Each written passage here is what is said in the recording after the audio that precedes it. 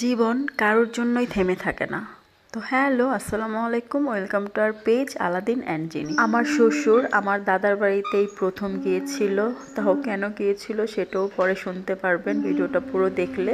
তো সকালবেলা সবাই মিলে নাস্তা করছে, বাকি ছিল ছোট আব্বু আর আমার বাচ্চাটা। তারা দুইজন মিলে নাস্তা করছিল। বিশেষ করে আমার বাচ্চাটা তো নানা ভাইয়ের হাতে খাবার জন্য পাগল হয়ে গিয়েছে, তো নানা ভাই খাওয়াই দিচ্ছে, সে সুন্দর করে খাচ্ছে মাশাআল্লাহ। তো আমার শ্বশুর আবার চলে যাবে, সেটা নিয়েই ভালো মানুষ ছোট আব্বুর সাথে ডিসকাস করছিল যে গাড়ির সিএনজি একটা আনিয়ে দেওয়ার জন্য। তো ছোট আব্বু বলতেছিল না আজকে কিসের জন্য যাবে, কয়দিন থাকুক, আর যদি থাকতেই না পারে তাহলে আজকে দুপুরে খাওয়া দাওয়া করে যাক। কিন্তু না, আমার শ্বশুর বাবা চলেই যাবে, কারণ বাড়িতে কাজের লোক নাকি চলে যাবে। তো কি আর করার। তো ছোট আব্বু বলতেছে ঠিক আছে, আমি ফোন দিয়ে সিএনজি কে আনাচ্ছি। ভালো মানুষও চলে যাওয়ার কথা, কিন্তু ছোট আব্বু বলে করে রেখেছে, কারণ বাড়িতে একটা বিশেষ আয়োজন চলছে আর এটাতে অনেকে হেল্প করেছে। তার মধ্যে মেজু ফুপি আরো যেমন বাড়ির আশেপাশের মানে দাদাদের মেয়ে বউ সবাই মিলেই করেছিল। তো সবাইকে অনেক অনেক ধন্যবাদ, কারণ আয়োজনটা আমার ছোট ভাইয়ের ছিল। আমার আমার ছোট আব্বু আমার বরকে বলছিল যে জামাই কর্তা শালার বিয়ের আয়োজন করতেছো, শালার মারা যাওয়ার খতমের আয়োজন। বুঝে নেন, তার মারা যাওয়ার 3-4 দিন পরে যে একটা খতম পড়ানো হয় সেটারই খাবারের আয়োজন চলছিল। জীবন কারোর জন্য থেমে থাকে না।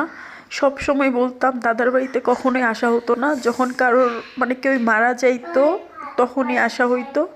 কারণ এমনিতে বাড়িতে আমরা বেশিরভাগ আসতামই না, ঈদের চাঁদেও আসা হইতো না।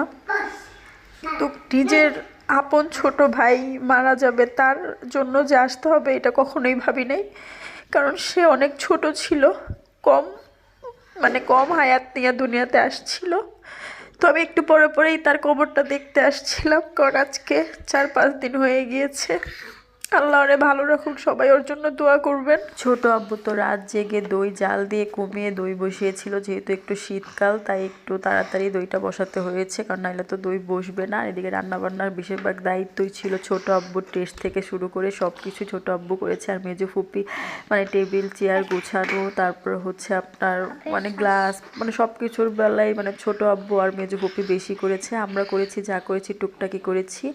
আর জামাইও করেছে তার নিজের ইচ্ছা থেকেই, ওই যে বললাম শালার বিয়ের আয়োজন করতেও, কিন্তু শালার খতমের আয়োজন করছে, ছোট আব্বু এই কথাটা বলছিল।